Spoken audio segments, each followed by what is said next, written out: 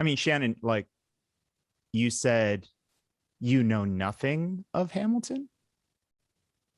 Listen. I don't know anything of Hamilton. I don't know anything of, well, I do know Hamilton things. He's on the 10. And he's on the $10 bill. That is correct. Okay. Yes. Listen, the Hamilton the musical. Oh. What I know about Hamilton the musical is this. It is a musical. Lin-Manuel Miranda is in it and made it popular. Yes. Also, it is in Sacramento currently. Correct. The last thing that I know about it is that apparently there was a double date between Chief Hahn and his spouse and Howard Chan and his spouse. So Chief Hahn, chief of the Sacramento Police Department. Correct. Howard Chan. Who hired his deputies to write a 20-page report, a docket on Skylar. I believe it was called the Henry Brief. The Henry Brief. It wasn't called Guillotines for all of you guys. That is a musical I would go see. The Henry same. Brief. I would be extremely entertained by the Henry Brief, the musical. Yeah, it's not safe for kids or work. So he's on a double date with Sacramento City manager Howard Chan, effectively his boss, who the two of them conspired to try and kick Skylar out of City Hall months ago. What? When they watch Hamilton, a play about revolution, like whose side are they on? Dave, don't even ask questions you already know the answer to, because you know who Chief Hahn thinks he is in the story. He firmly believes that he is a protagonist in this story. He told us all to be the change, and he thinks that he is part of that movement. So that is fully it. Yeah. Don't even try it. I suspect they were not at the Sunday matinee where there was an incident where everyone had to be evacuated because the fire alarm went off. Oh, there was an incident. I did not know. They were probably at the Saturday evening matinee. I can tell you, Saturday I wasn't there. evening matinee, Shannon. I have an alibi. I wasn't there either. I definitely wasn't there. As even previously state, mentioned, so... I'm a Hamilton virgin, so. And I wasn't in the state, so. No, I mean, I guess. Why are we all giving our alibis right now? What did we not? What we not been accused of? I didn't pull the fire alarm. That's what I'm saying. Oh, okay. Yes, yes, definitely. Didn't even know that happened. Well, I'm glad that they had Shaggy. fun together. Their little partner swap evening. Yeah. Partner swap. This shit just got real. Right. I was like, hold on a second. There was a partner swap? Prove to me that that's not what happened. Prove it. I'm just connecting the dots here. Pics or it happened. I need pictures of you not touching each other's partners. Chief Hahn and City Manager Chan. Oh my goodness. Oh shoot. We got a lot to cover today, let's get to the show. There's a lot here that I would. There's a lot here. We could keep. I mean, double show night. Yeah, I'm glad our wife swap episode should be for patrons only. Oh, yeah, that'll be a Friday episode. The wife swap episode. Tune in on Friday. Yeah, the MFK episode of city officials. Okay, shall we begin? Let's do it. Let's do this. Voices, the things they said, voices, some from those dead, all the voices heard.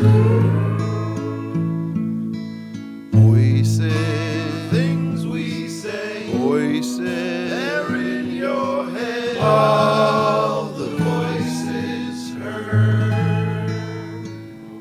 Hello, everyone. You have Kempa Ooh, and Shannon. And Flo. Hooray! Welcome back, Flo. Coming Thank at us you. from the East Coast, which I hear is the least coast. Oh, is that how we're filming today? We're shooting daggers at the East Coast? Actually, we have a lot of listeners No. out there these days, so that's fine. You guys are fine out there. The East Coast is No, all you right. can shoot daggers at Pittsburgh right now. It's okay. I mean, I'm upset with Pittsburgh because apparently I didn't pay much attention, but we don't like to let people turn red on red, and I'm just over it. So, yeah, That is talk all the annoying. trash you want to. It's really annoying I'm in a way I was- that like 17-year-old Flo didn't recognize, but you're like what's right now. Yeah, I grew up in Connecticut where you are not allowed to buy alcohol on Sundays. I'm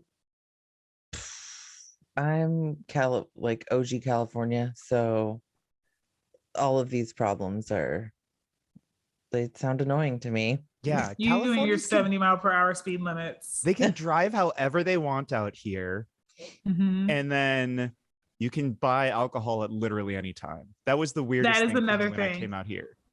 Yes, that is the other thing that's really annoying is that Pennsylvania has state stores, and so you cannot buy alcohol at the state store after a certain period time like frame, and so it's virtually impossible to buy liquor outside of a bar after 11 p.m. Oh my God. Yeah, That's Wisconsin, annoying. it was like 9 p.m.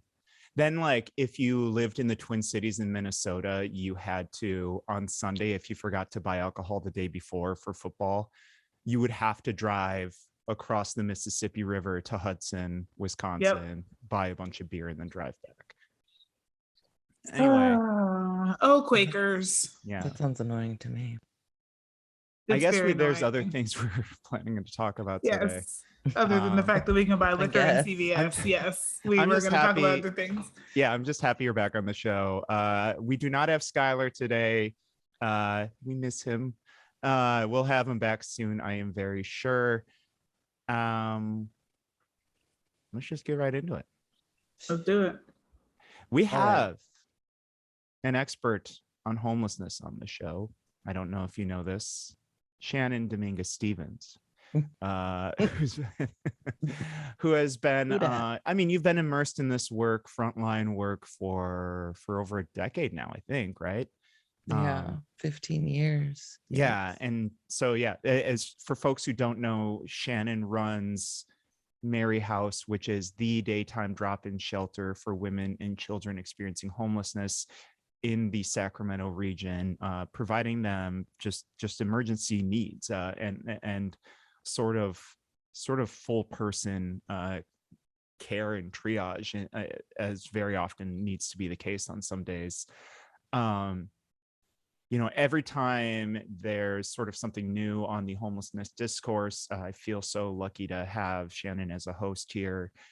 So today we figured we'd discuss a few recent things on the homelessness discourse that took place. The first one being that the annual homeless deaths report finally came out. Not finally, it usually comes out in September. Finally. I know. Bob, I have been holding my breath. And so we thought we would cover that a little bit and look at homeless deaths last year and how that compares to previous years, and sort of use that to lean into the conversation on the homeless plan that the city has in place, and sort of how things have been progressing, both with that and possibly with the Department of Community Response. So Shannon, can you just lead us in with the deaths report? What are we looking at there? Yeah, I should start by saying that I decided to take a little bit of a break from like the internet and took a couple of days off. And in the time that I took the break and the days off was the exact time that all of the news around homelessness hit. Yes. So I didn't read any of it while it was like in real time. I read it when I came back. the Sac County Homeless Deaths Report is a really intense and informative document that is pulled together by the Sacramento region. Sorry, When they're bored, you got to get that Sacramento right. Regional Coalition to End Homelessness. There we go. His executive director is Bob Erlenbush, and this is a report that's been coming out for a number of years. We get it around this time, the beginning of fall, every year, and it takes a look at all of the deaths from the previous year. So we're looking at deaths in 2020, and I mean, the short of it is that there were 137 deaths in 2020, which is a 10% increase from the year prior. 36% of those 137 deaths were winter deaths. And, that I think that's important. It's important because we talk about seasonal, Can I stop? It's actually almost the full number of deaths is almost fully equal to the year before. I think it was 138 the year before. The 10% increase is winter deaths, right? Mm-hmm. Okay. Oh yes, I'm sorry. You're right. Okay. Yeah. Apologies. So when we talk about winter deaths,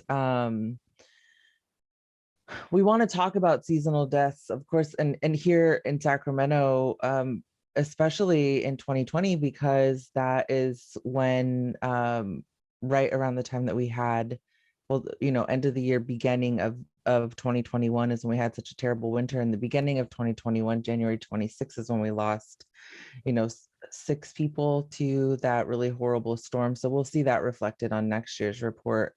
Right. But it's important to note these seasonal deaths, both winter and summer heat related deaths. I believe it was 2 heat stroke related deaths on the 2020 report. That I think it's important to always bring those things to the forefront, especially in the fight to bring more shelter to our region for people experiencing homelessness. I think, the report really, as I said, it's long. It really it gets into it. I think some of the key findings really are that just over 23% of the deaths were natural. Just over 62 were accidental, 62%. Wow. Yeah, it's huge, right? Or accidents. So that can be anything from like a hit and run, blunt force trauma injuries, things of that nature. There 3% were suicide, 5 homicide, and 6 were unknown. We see more representation from male identified folks. Unfortunately, there is not the full gender spectrum available here. It's just male and female. So and that's we not see like this, the head of SRCH's fault, Bob. He's the using coroner. coroner's data, and that's kind of Correct. the best you can do. Yeah. Right. So we see 72% male deaths here. And then I think, we often have these conversations. I think in most conversations that I'm having around homelessness, I tend to bring up violence against people experiencing homelessness. And in particular, because so much of my work has been centered with women, I talk a lot about that. But this report finds that of all of the violent deaths, 74.2% were blunt force trauma injuries, and almost 10% were stabbings. And then there was also 3.2% gunshot and 3.2% hanging. So we have violence against people experiencing homelessness on the streets here in Sacramento it's out of control. I mean, 74.2% blunt force trauma injuries is wild. That's wild. Of course, there is drug use, methamphetamine. 42.6% of all deaths were deaths by substance abuse were as a result of meth use. And I always like to, when I bring up drugs and alcohol in the context of folks experiencing homelessness, I always like to remind people that I really dislike when it's like homelessness equals drugs and alcohol, or like if you are homeless, you use drugs and alcohol. That's a default. I like to remind people that violence against people experiencing homelessness, trauma that is endured through years and years, even days, it doesn't matter, half a day is traumatic, an hour is traumatic if you're experiencing homelessness. Absolutely. Might lead a person to make decisions that they may not otherwise make. And a lot of the conversations that I have with folks living outside, I've had some very candid conversations, especially with women who will say, I would rather be high than be alert while I'm being assaulted every night.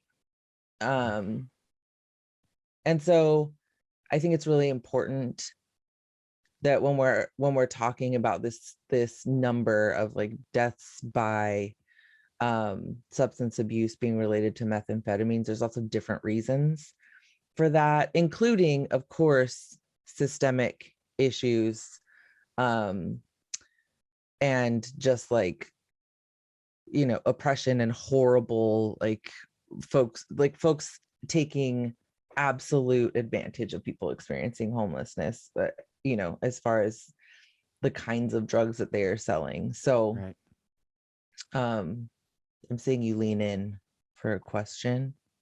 Is this me or Flo you're talking to? You. Oh. You, me, or you? Okay. You, me, you, me. I'll talk. I can think of something to ask you. Sorry. I thought that. Anyway. When we look at this, I think the next big question is, how do we mitigate or ameliorate this problem? How do we make it so there is less harm being caused against our unhoused neighbors? And I think the answer is providing people with safe shelter so that they can start triaging. And I just wanted to throw that at you and let you go with that where you will. And also tell me, no, man, you're wrong. Either way. Yeah, I mean, I think that the answer is providing people with safe shelter, and it's providing people with trauma-informed care as they as shelter is implemented, as these programs are implemented. And we've had these conversations before about how important it is to build rapport in order to build rapport and earn trust and not be punitive in the work to get people sheltered. Absolutely. And so I think, I think as advocates for a really long time, we have said the answer is really easy. It's shelter. But that is true, but I think there is there are additional layers to that answer. And I think that the other piece of this is that we need to, I think there is work that can be done on the part of just like everyday folks like us, right? In terms of the way that we change the narrative around people experiencing homelessness. So while you have folks at like policy level or like implementation level of shelter, we as just everyday folks can really do can really help address the harm that is being done by checking conversations, by you know, involving ourselves with like mutual aid efforts, and just getting to know our neighbors and building, you know, getting radical and building a strong network of community care, so that we can show that that is really that community care and like, you know, moving toward our neighbors when they are suffering or struggling is an incredibly important part of reducing the harm that is Yeah. caused by a broken system. Yeah. You know, a lot of these things, it's you just kind of, I look at them at like temporal levels. So the things you can do today, you just like listed some extremely important things, and things that are, they seem every day, like, you know, mutual aid, becoming friends with someone who's unhoused and like meeting them as like literally as an equal, not someone that, you know, you see churches sort of like treat them like less than or pity them or something. It's like, no, this is your friend with agency. And I think Twana, who's one of the folks who's a really great leader out there at the island, she mentioned a few weeks ago that it really startles the authorities when we do that, when we show that we are really in a line all together against them, and we won't let them continue to harm folks, right? Yeah.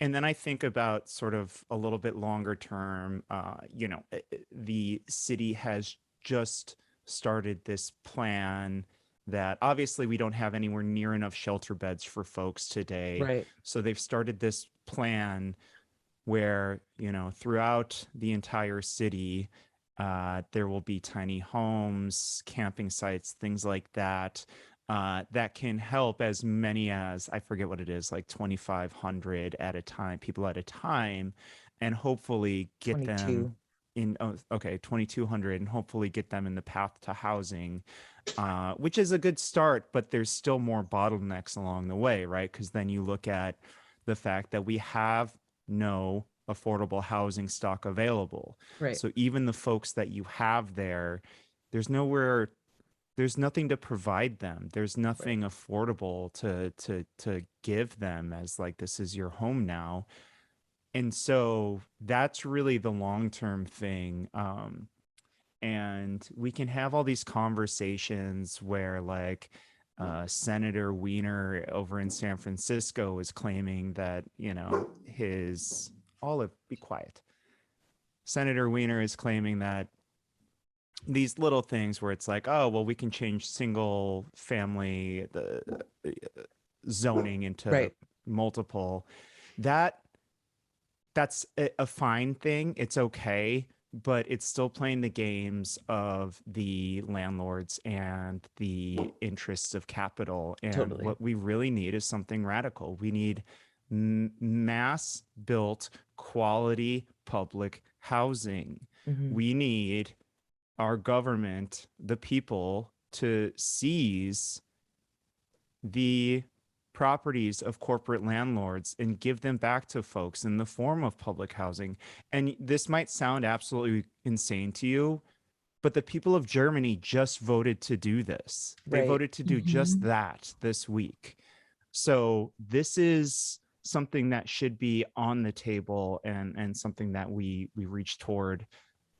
I think I took us a little off, but every time we discuss this, it's like there's the humanity portion, and then it's like, oh God, how do we actually long-term help each other like this, you know?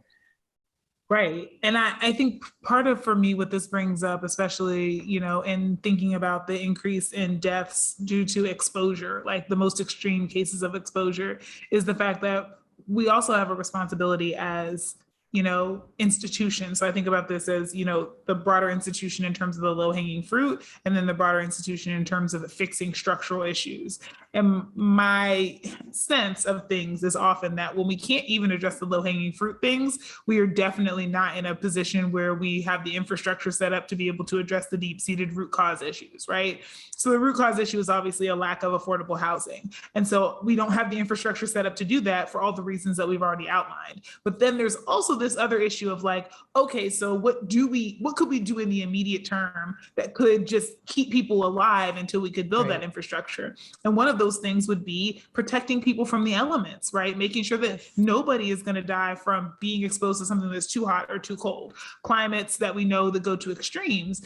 And what this brings up for me is this idea that, the data are really clear about what human beings need in terms of when weather injuries can occur. And I think in Sacramento, because of the temperature, we have kind of defaulted to the protecting against the very hot and opening up these cooling centers, which is important, and which I also think we have too high a threshold in terms of temperature for when we open them. The other side of that, though, is that we've largely ignored, because I think of the reputation of Sacramento being a warmer place and not as cold as places on the East Coast and, Tahoe and other places like that, where we don't appreciate that cold weather injuries can occur in the general population during, things that are called, like, we kind of call it like low cold stress and moderate cold stress and high cold stress. And so high cold stress would be something like below the temperature at which water freezes, right? 32 degrees Fahrenheit. But moderate cold stress occurs between 32 and 55 degrees. And so in California, I think most people would consider that to be a chillier or cooler temperature.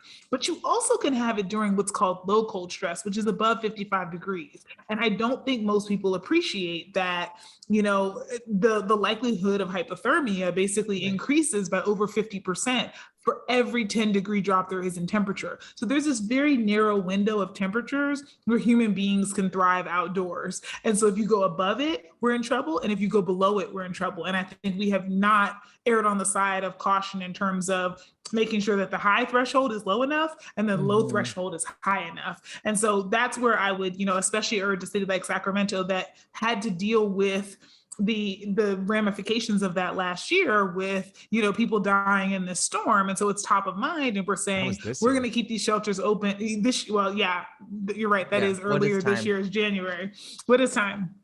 But I think it's top of mind. And so now there's this policy in place in Sacramento saying we are going to, open these shelters for hot and cold purposes, but we haven't actually seen that take place yet. And so I think an immediate ask of people is to lay, some real pressure on, both the city and the county, because there was a kind of volleying of responsibility for that back and forth between them in terms of what is the temperature outside? What do we need to have available in terms of facilities? Because there already has been trust built between navigators. There already are people who can get the message out about those things, and we just need to freaking do it.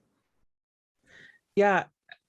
I kind of want to jump around on that a little bit and say, like, for both the things that Kempo was mentioning in terms of, increasing housing stock, affordable housing stock, and Flo, the things that you're talking about, which is, the health impacts based on temperature, and pull that all the way back around to how our listeners can help with that. I think that when we find ourselves connected to community, when we find ourselves, actually befriending folks, folks who find themselves living outside, it only makes you a better advocate. Because you're no longer speaking from this space of reading articles, reading studies, maybe reading books, whatever. You suddenly can speak out, you can use your privilege to amplify the experiences of the folks who are suffering outside, right? So all of a sudden, half the reason that I ever get a phone call that's like, hey, what do you think about this, from somebody who is important, is only because I've spent my career amplifying voices, right? Amplifying the stories that folks are telling me about their experiences outside. So I think that it's a really important part of the process. And I think what Sacramento just continues to mess up on is they just drag their feet through all of it, dragging feet through, the increasing affordable housing stock, dragging their feet through shelter provision. And I mean, we can bump this over to the lawsuit that there's a lawsuit that has been brought forward, filed in Sac Superior Court by a group called the Coalition for Compassion. And I should have Googled them before we did this show, and a city resident, Michael Malinowski. And they're alleging that the comprehensive siting plan to address homelessness, which is the $100 million plan, which was approved by the council, 20 sites where the city plans to open shelters, tiny homes, safe ground, encampments, that this plan has skirted an environmental review. So the whole thing is like, all of a sudden, we've got this lawsuit that's saying the city did not do their due diligence and consider the environmental impacts of shelter. And I think there are lots of, and we can talk about that. I think there's lots of takes as far as this lawsuit is concerned. Yeah. My first question is, who is this Coalition for Compassion? Because when I look at Mike Malinowski, by the way, not to be confused with my mom's friend who was the ambassador to Nepal, who actually has that very name. Wow. This guy seems like a bad faith player here, right? Oh yeah. I mean, this is, I think the gut reaction for me to this lawsuit is, this is some NIMBY shit. Yes, precisely. He's whining about his property. He's whining about get them away from me.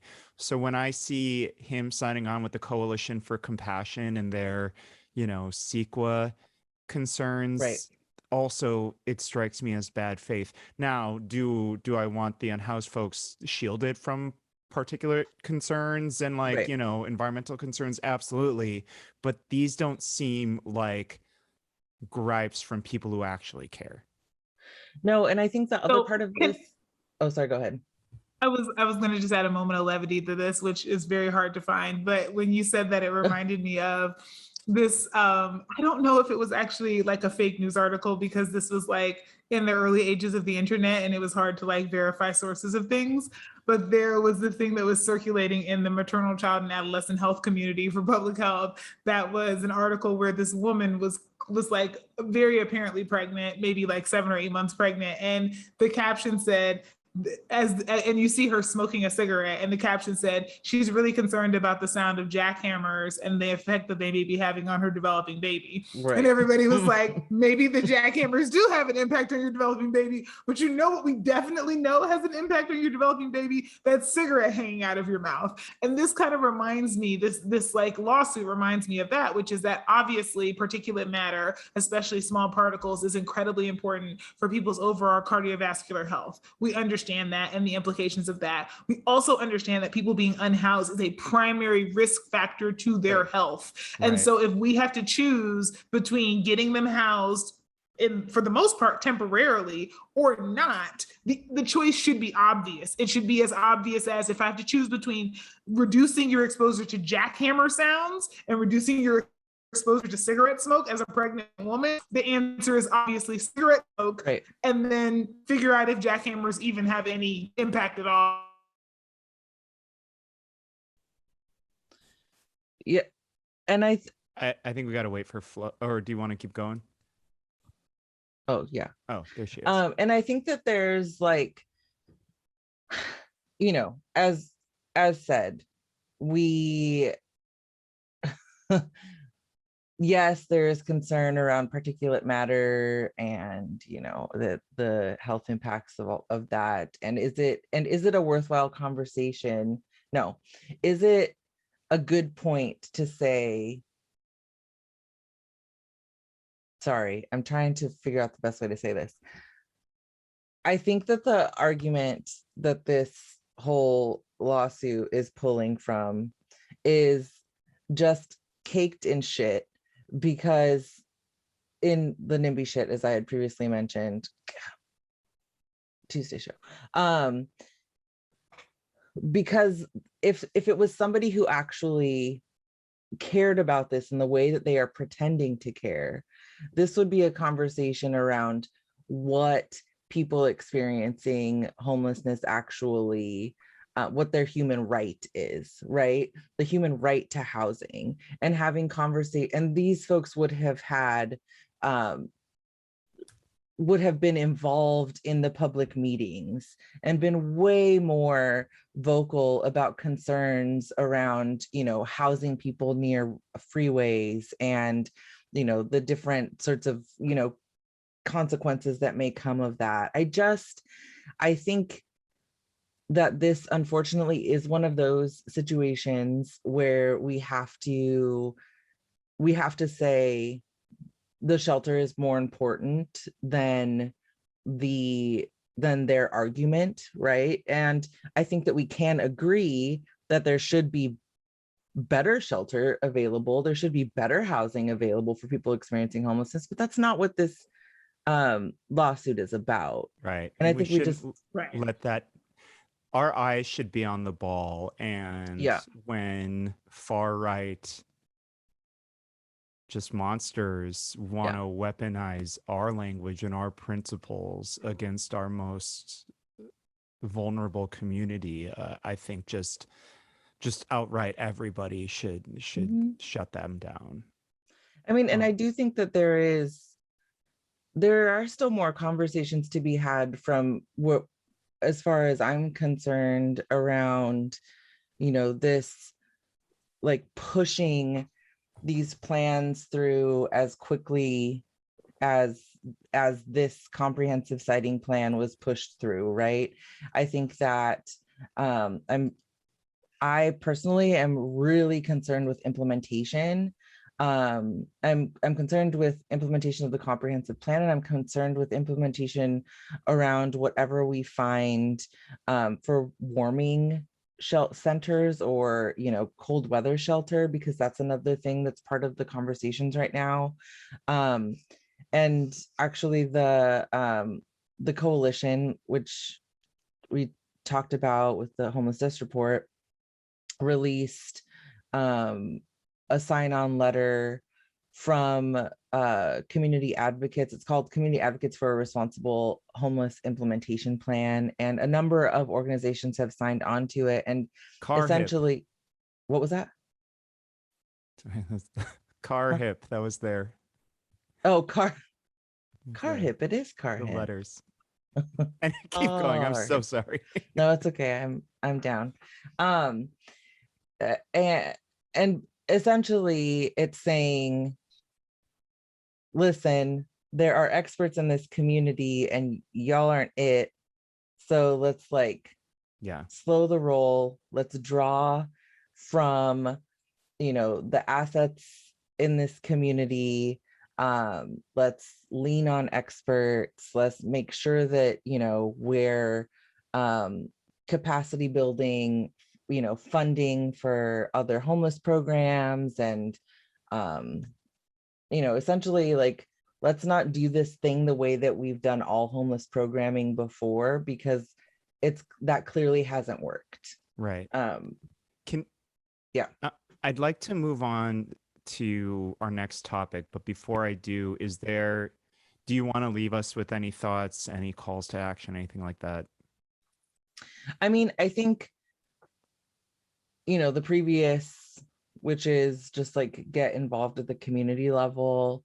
But in terms of like getting involved, you know, locally at like the public meeting level, I think it never hurts to send a letter. It never hurts to use your voice to one, say, I see what's happening here. I've read the homeless deaths report.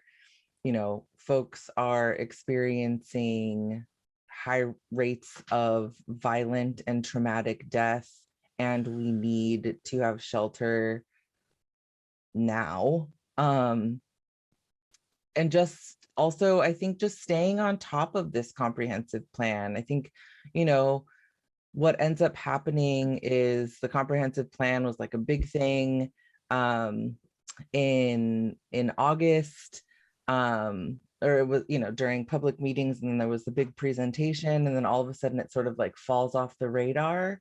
But just staying on top of it and making sure that you're letting your council member know that like you're here and you are interested in making sure that your neighbors experiencing homelessness are protected this winter and year round. So it's another one of those, I think, use your voice, amplify, get yelly, squeaky wheel. Yeah. And I like the amplify thing. It's about raising the voices that do not often get their say in City Hall, and those of us who do have privilege have to use everything we can to sort of force the issue if and when we can. Can I move on? I don't know if this is like a lighter subject. It's certainly absolutely bonkers. Yeah, it's a bonkers subject. It's bonkers, yes, I for agree. sure. And it's like, yeah, we should take a threat like this seriously, but wow, is this a thing that happened 2 Fridays ago on September 17th of 2021? So just to lay out the setting here, Governor Gavin Newsom, a Democrat, just beat a Republican attempt at a recall pretty soundly. I think last I checked, he had 62% of the vote for a no against a recall. Below him in offices throughout the state, Republicans are doing power grabs that are very deep pocketed against hardcore progressives, and they will be happy to have a centrist in power so long as they can get these progressives out of office. So they waste millions and millions of money and of all of our time to try and launch these recalls. This has happened. There was a failed one recently against Nithya Raman, a DSA backed, she might be a DSA member, Los Angeles council member. Of course, Chisa Boudin, the famous district attorney of San Francisco, his father, a former member of Weather Underground, was just greenlit to be released out in New York after serving decades and decades in prison. Chisa has beaten one recall, and immediately after it ended, they launched another one. This is, after they realized they couldn't get the signatures in time. So this is the type of people we're dealing with. It's very undemocratic people. George Gascon, the DA down in Los Angeles County, he's dealing with the same things. Obviously, these are undemocratic. These are sort of racist power grabs by the white nationalist remnants of a Republican Party. I don't think, though, that we can view these things that simply, because something happened here locally, and it was a push poll put out by a Democratic pollster. And by push poll, I mean you do a poll. Pollsters know how to do this very well. You put a poll out, and they know how to do methodology where you take as little you take as much bias out of your questioning, as much slanting out as you can for most of your polling, that you want to be respected by like the 538s of the world. But a push poll will use very, very intense language to make you feel a particular way about an issue or a candidate or a current politician, as is the case here. So what am I talking about? Two Fridays ago, on September 17th, people started getting in their emails and in their mail, in their snail mail, all throughout District 4 of Sacramento. That's Katie Valenzuela's district. Katie Valenzuela being the first ever, I believe, Democratic Socialist elected into City Hall here in Sacramento. Historic political figure for our city, right? This Democratic pollster, which we don't know who paid him, but he put out this poll with some very, very loaded language. Can we go through a few of these questions? Yes, we can. Yes, please. I mean, where do we begin? Does anybody want to like, obviously he goes after her staffers, he goes after, who wants to start? Which one's your favorite on this push poll? And once we start reading the questions, maybe we can sort of start analyzing them a little bit. And you can name one. I've named all of them on my computer, so you don't have to go through all the numbers I sent you to. Which questions stood out to you? Well, to me, really things started heating up at question 7, right? Up to that point, we're asking somewhat like typical kind of demographic questions, like, did you vote in the last election? And, a little bit about you.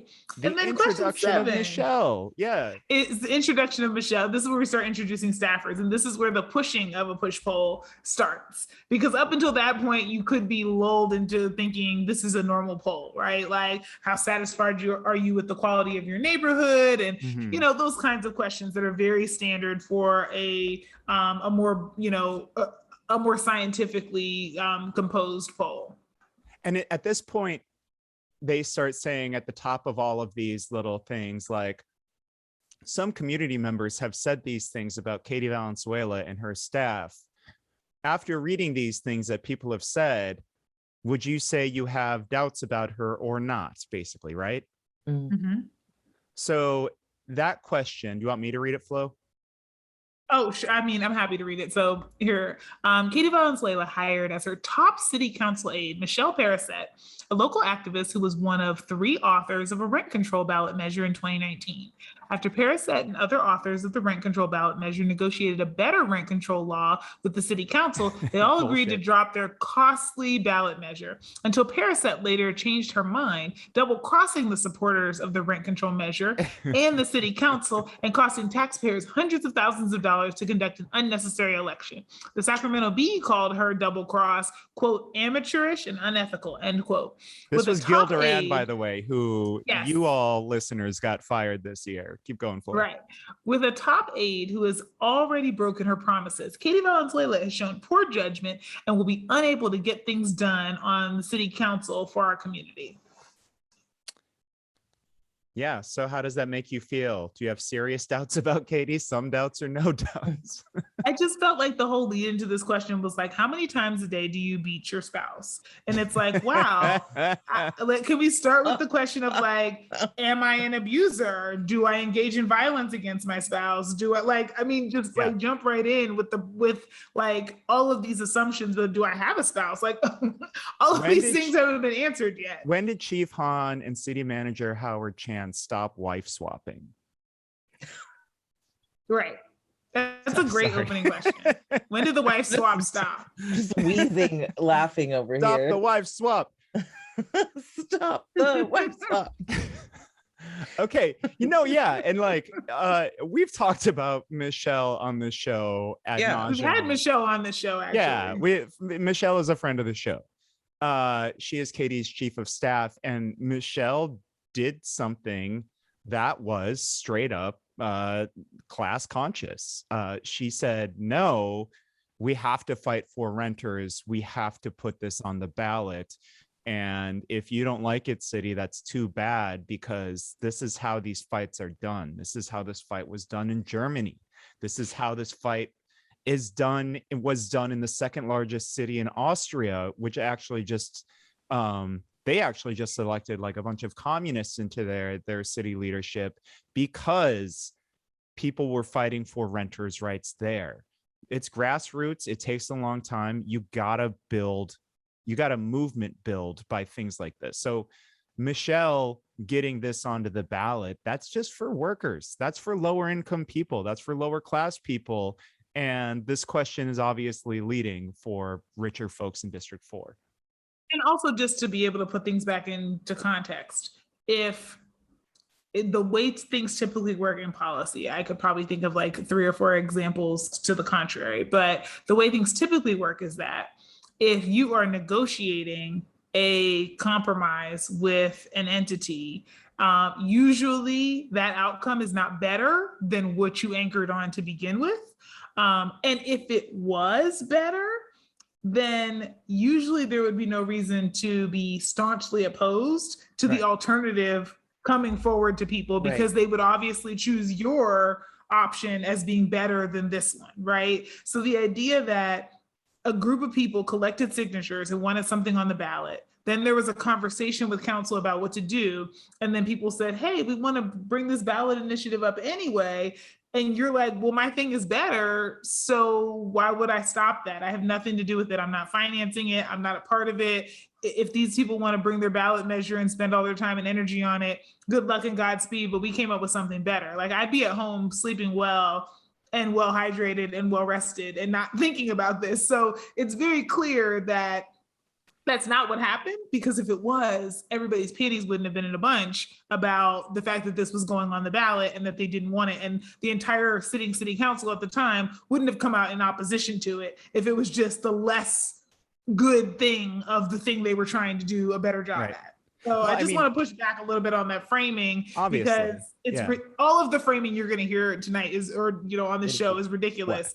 But in particular, this one was like, how do you frame something this way without, you know, having taken a few shots before? And maybe that was the way that this was composed. I think Michelle doing this too was the beginning of the cracks for the neoliberal consensus in Sacramento, which is why they hate that so much, which is why they hate Michelle so much. Gil Duran, the former opinion editor of the Bee, fought hard against renters' rights. Daryl Steinberg fought hard against real rent control. Katie Valenzuela's predecessor was one of the main people who fought hardest against real rent control. And after all this happened, we got him voted the fuck out of City Hall. And that's why Katie got in. And that's why Katie hired Michelle, because those are real people that care about real people and their right to housing. Can I know we don't have too much time left, so I think I need to introduce this guy real quick who did these tests, these push poll, right? He did it for a few hours that Friday. And then once I started asking around, like, somebody please send me a link or send me screen caps. I haven't seen this yet. And then this chatter started going up on Twitter. He actually disabled his little push poll like a few hours into it. So he got cold feet. The name of this guy is Jonathan Brown. He is a longtime Democrat. And this is what's interesting to me. He's one of those, you talk about the rules that are accepted within the Democratic spaces and then outside of the Democratic spaces, right? When the former editor of the Bee calls Michelle a bad faith player, but, you know, she's being rat fucked by Steve Hanson's right-hand man sending, you know, screenshots of text messages, right? That's okay when he does that, but nothing anyone on our side that they do is okay. That's all bad faith, right? So this guy, Jonathan Brown, he's known to have a like respected polling company. he actually very recently went on the podcast of some friends of mine. He went on the Capitol Weekly podcast and he talked to them about the Gavin Newsom recall. And he's one of those guys that when he talks, people listen. But he's allowed to rat fuck like this. He's allowed to go for people fighting for real change because they are creating waves and they don't like that. The people running the show in this state don't like that when that happens. So Jonathan Brown of Sextant Strategies, you coward, you couldn't even keep the push poll up for too long. You're an embarrassment to all Wisconsin Badgers. I was humiliated to learn that you went to my alma mater. You're also an embarrassment to the name John Brown, because when I hear that name, I think of a guy who used to shoot racists. And what you are is a guy who wants poor people to continue to suffer. So fuck you, John. Can we do a couple more of these? Yes. Can we please? Okay. I feel like we can't. We can't not do the Skylar one, right? Yeah, we got to do the Skylar one. Obviously, we got to do the Skylar one. Okay. All right. We got to do the Skylar one. Do you want to read it? I have it up, but somebody else can go for it. Okay, so Katie Valenzuela hired a far left podcaster. Look at that. As her taxpayer-funded spokesperson at City Hall. She described him in an interview as someone that city staff are intimidated intimidated by him. That's terrible writing, John. there. That's not me. Okay, I still know how to read. And fearful of. Valenzuela's new hire publicly stated that City Manager Howard Chan and Mayor Darrell Steinberg, quote, should be terrified for the rest of their life. You should never be able to leave your house if that's how you are going to use your position to govern. End quote. Only to wife swap. They said unquote.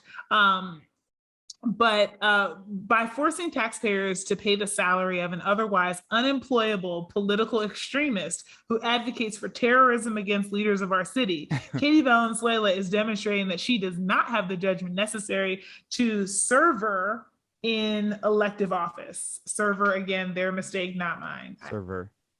Server. Lovely.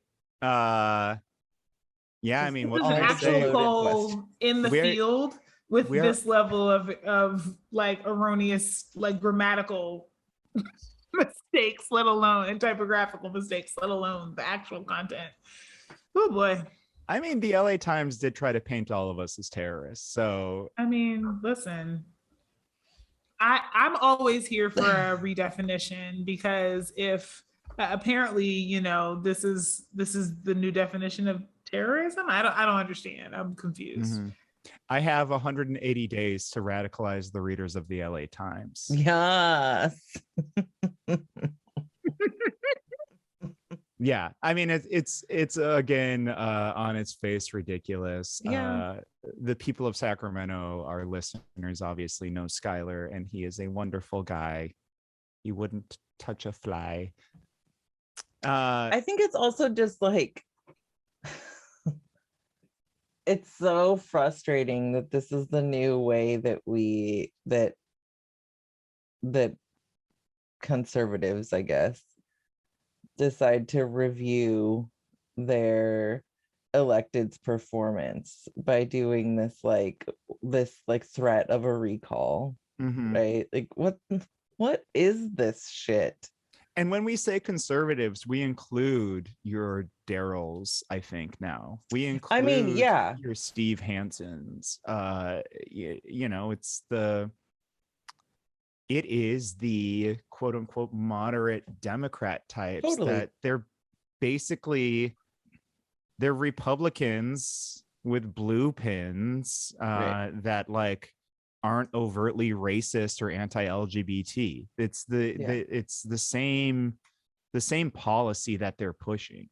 Right. I mean, this is like, and maybe this is a terrible like oversimplification. So, you know, whatever. I mean, they're getting reductive with us, so go ahead. But I think it's just like, it's when folks, you know, mods all the way to the right, from the moment that their comfort is threatened, it's like, how can I push back, right? Like, whereas when you look left, it's like, we want, like, comfort is something, like, everybody, we want to talk about like the right to, Right. like We want to that extend comfort to more people who don't have it.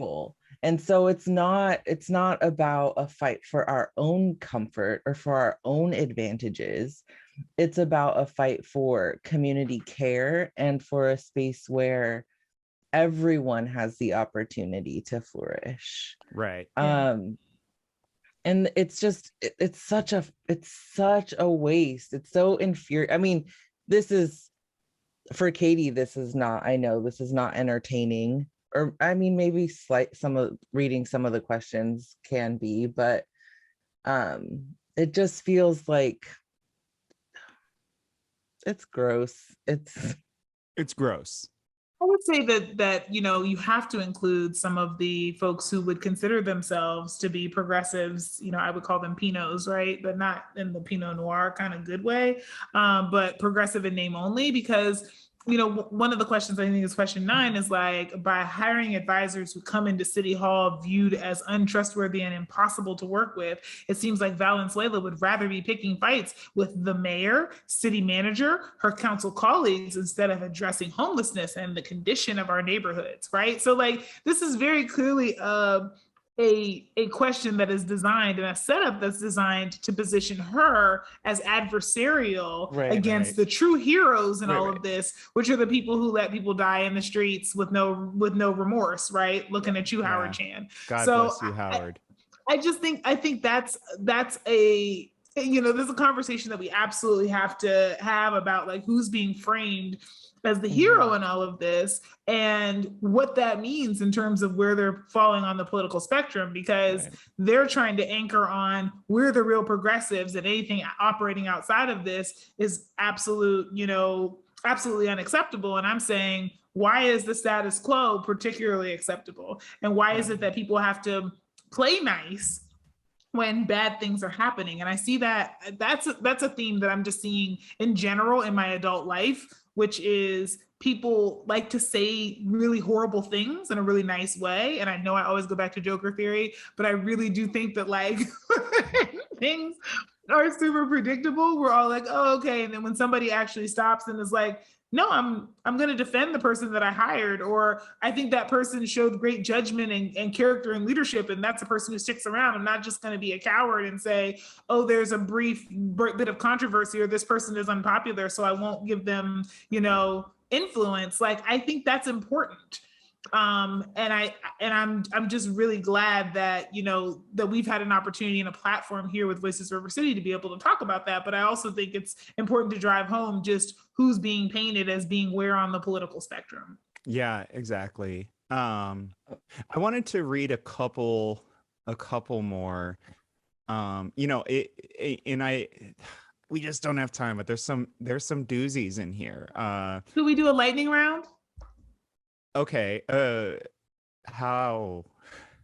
You just like get to the good stuff, and then it's like, okay. Boom, well, boom. the first one that I want to mention is that you mentioned this before the show flowed, that they try to paint her, they try to smear her as a registered lobbyist.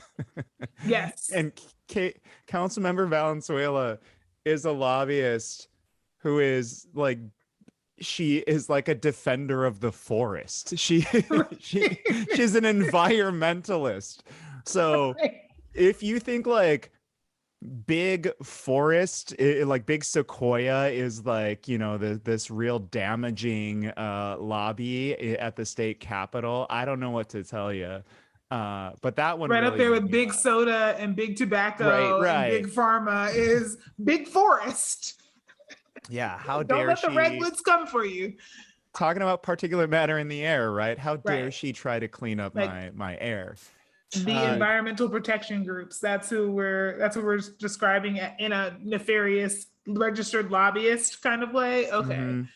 There is another obvious bad faith one where this Democrat, right?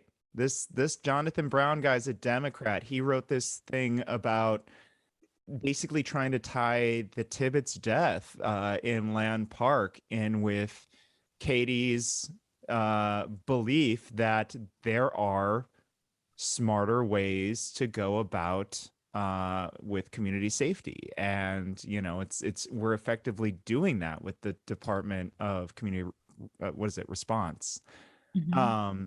So like all of this is, it's horrible. And the wording in that one was terrible, but I wanted to read, and Shannon, I thought you'd like this one. We're going to go a little over. I'm sorry.